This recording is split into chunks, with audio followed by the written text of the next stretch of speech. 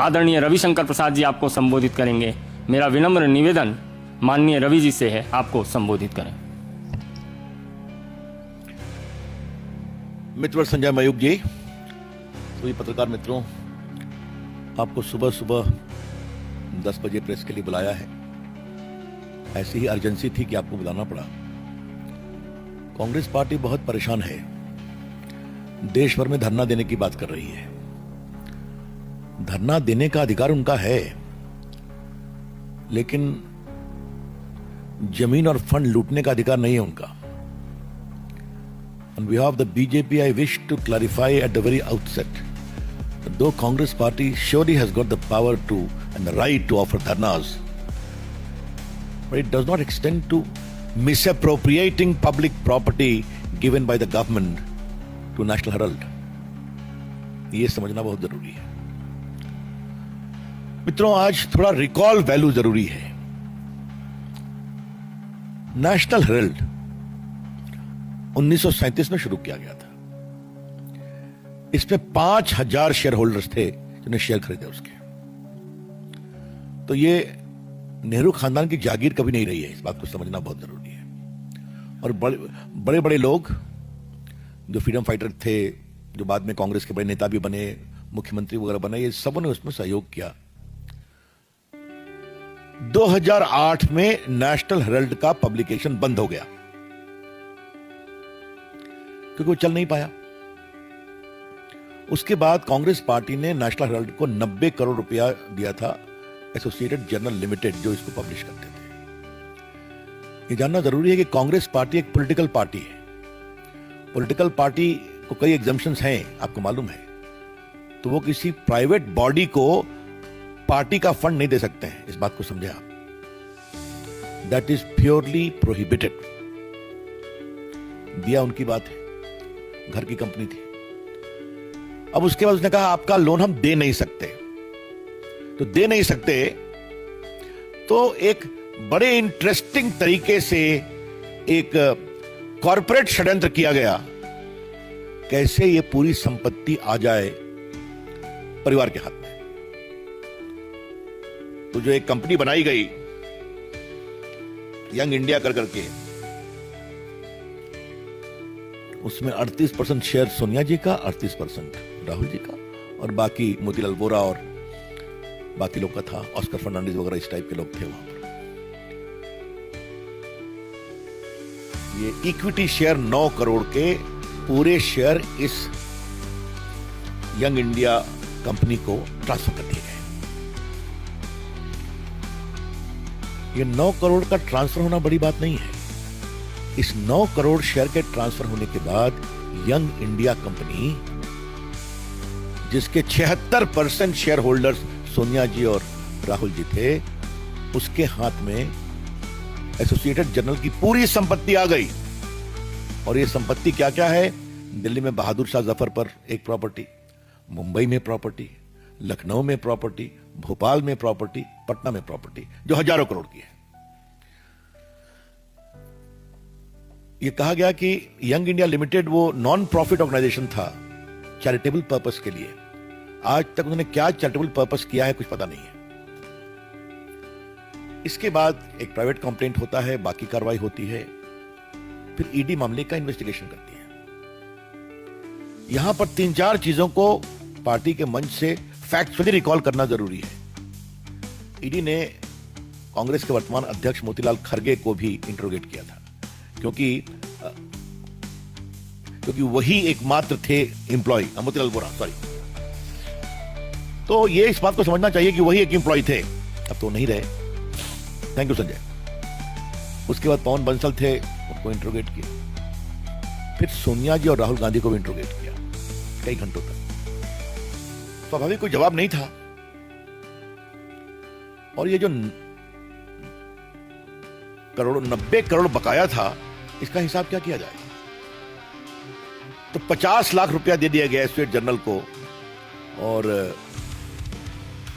सारा loan right of हो गया नेशनल हेराल्ड को प्रकाशित करने वाली कंपनी का। एक बात है, कॉमर्स में इस परिवार का जवाब नहीं है। 50 लाख में 90 करोड़ की संपत्ति प्राप्त कर लेना, 90 करोड़ राइट ऑफ कर देना और हजारों करोड़ की संपत्ति का मालिकाना हक प्राप्त कर लेना।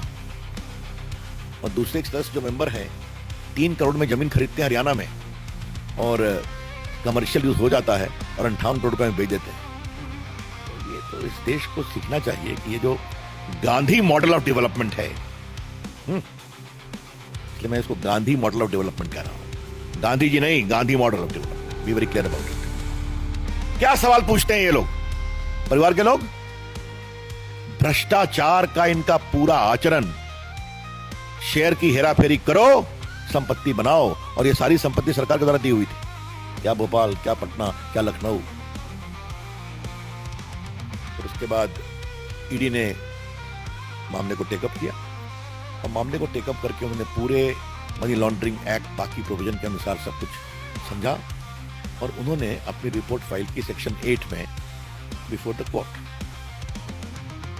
ये जो प्राइवेट कंप्लेंट बोलते हैं या कंप्लेंट बोलते हैं, that is as good as a chargesheet, क्योंकि बाकी जो क्रिमिनल लॉ में कंप्लेंट होता है तो उसमें वो इन्वेस्टिगेशन होता है, इसमें वो इन्वेस्टिगेशन करके ही फाइल करते हैं। और कोर्ट ने कहा है कि अब मैं 21 तारीख को सुनवाई करूंगा, 25 को।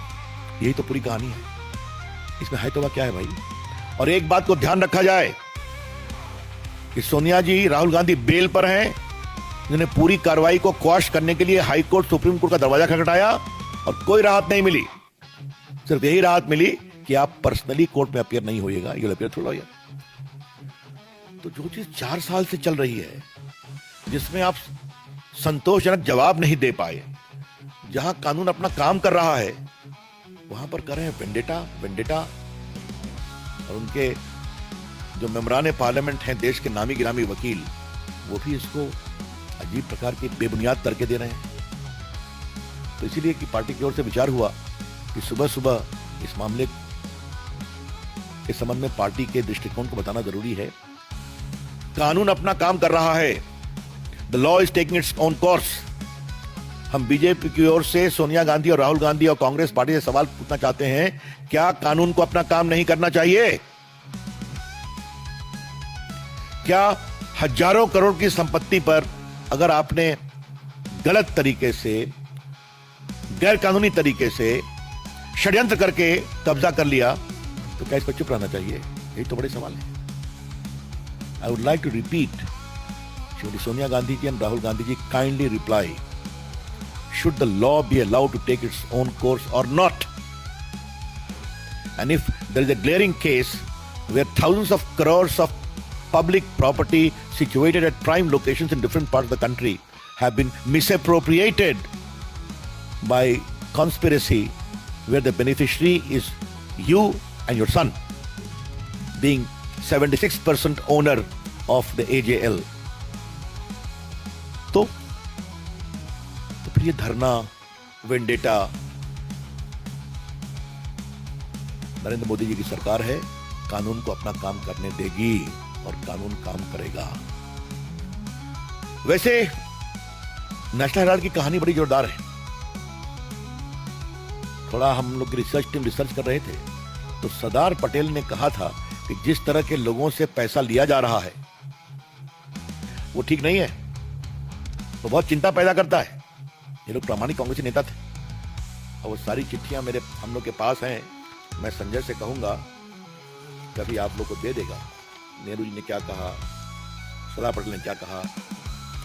लेकिन और चंद्रभानु गुप्ता जो उत्तर प्रदेश के मुख्यमंत्री थे, उन्होंने भी पैसे इसके लिए बहुत इकट्ठा किए थे, बड़े नेता थे। कहा कि ये तो बना था देश की आवाज के लिए, इसे नेहरू की और खानदान की आवाज बना दिया गया इस अखबार को। तो ये हम नहीं कह रहे, कांग्रेस के नेता कह रहे हैं, ये सब रिकॉर्ड पर है, क्या सरदार पटेल, क्या चंद्रभानु गुप्ता की आत्मकथा में।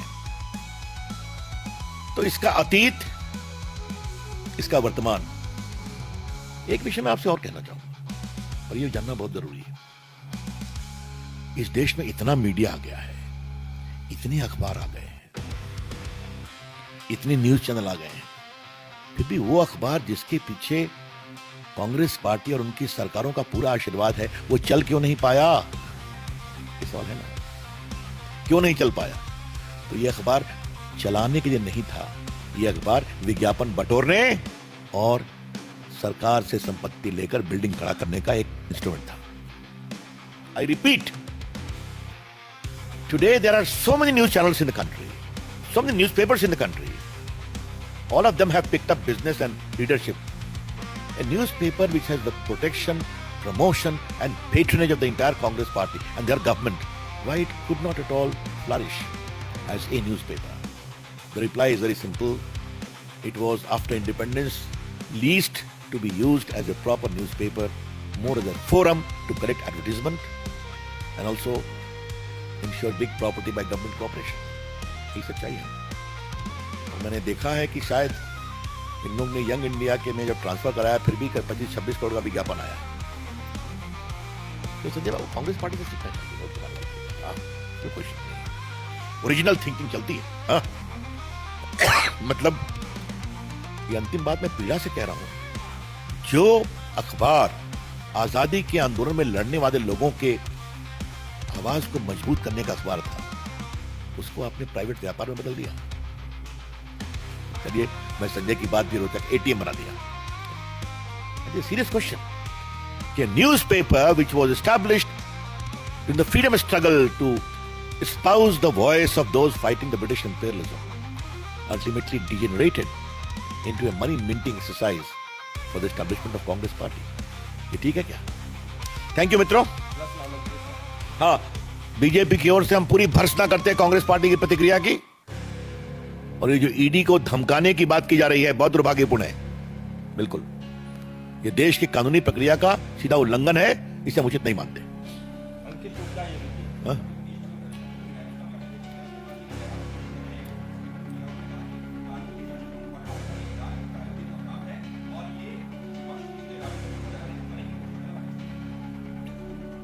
जनाब रमेश बुद्धिजीवी भी है ना, लिखते पढ़ते भी हैं, तो जो इतना चीजें मैंने बताई इसका भी तो जवाब दीजिए। पॉलिटिकल जवाब के अलावे सब्सटेंस पे जवाब दीजिए कि 76% कैसे शेयर हो गया माताजी और पुत्र जी का, और 50 लाख के एवज में 9 करोड़ का शेयर उनके पास मेजॉरिटी आ गया और हजारों करोड़ की संपत्ति आ गई देश भर में। इसका ना जवाब दे वो। बढ़िया पालीवाल।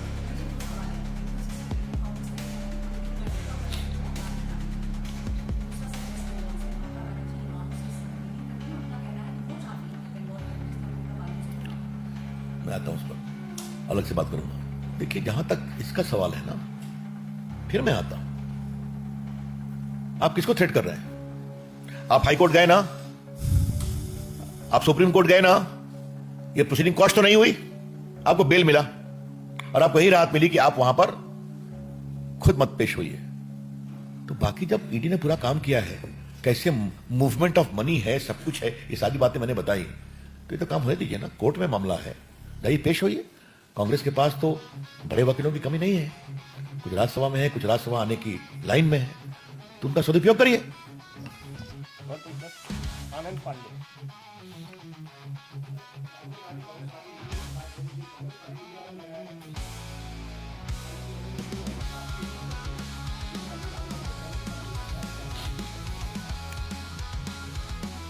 इस देश में लूटने का लाइसेंस नहीं है, शुद्ध भाषा में।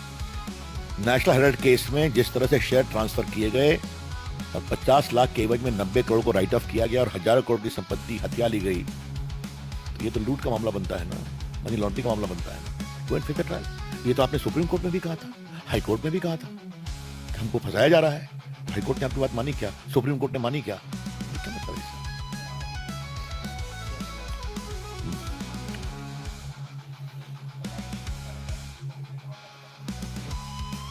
अब ऐसा है, वो देखो, उनके प्रदर्शन करने के अधिकार को मैं चुनौती नहीं दूंगा, लेकिन प्रदर्शन किस बात के लिए? ये मैं बिहार से आता हूं तो एक पैटर्न आपको दे दूं। जब भी सीबीआई और ईडी क्वेश्चन करती है लालू जी को, उनके परिवार को, लैंड फॉर जॉब स्कैम में, तो लोग पहुंच जाते धरना देने के लिए, आपको मालूम ही है। तो वही मॉडल कांग्रेस पार्टी ने भी अख्तियार कर लिया क्या?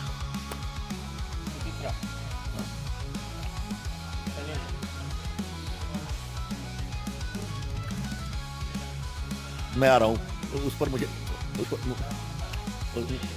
ये मैं उचित नहीं मानता हूं, लेकिन नरेंद्र मोदी की सरकार में एजेंसियों को ईमानदारी से काम करने की छूट है और ये काम होगा।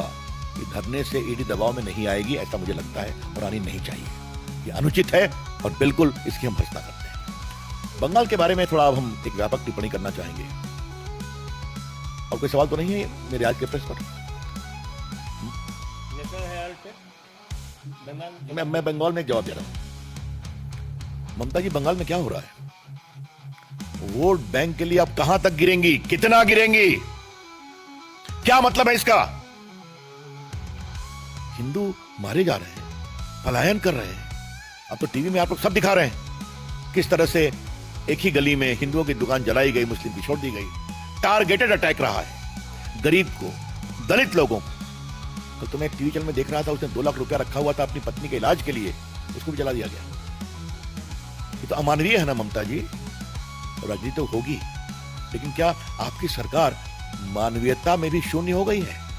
ममता ji, has your government become completely insensitive to basic human values? Police छूट दे देती है। अब हाईकोर्ट के हस्तक्षेप पर सेंट्रल फोर्सेस पहुंची। अब वहां लोग कह रहे हैं कि सेंट्रल फोर्स चली जाएगी तो हमें डर है कि वो पूरा हमें अटैक करेंगे। ये एक्सेप्टेबल नहीं है। बिल्कुल पार्टी को उससे विरोध हो रहा है। आज मैं ममता जी से कहूंगा, क्या आप स्वयं माटी मानुष और तीसरा क्या था, मां माटी मानुष के बारे में बोलने वाली ममता जी, न मनुष्य की चिंता है, न मां की चिंता है? क्या मतलब है? ये बहुत हम भर्त्सना करते हैं, और इस बात का संकेत है कि ममता जी की सरकार के नंबर अब गिने हुए हैं। जनता वेट कर रही है और कार्रवाई होगी, और भाजपा की ओर से पूरा हम संघर्ष करेंगे वहां की जनता को बचाने के लिए।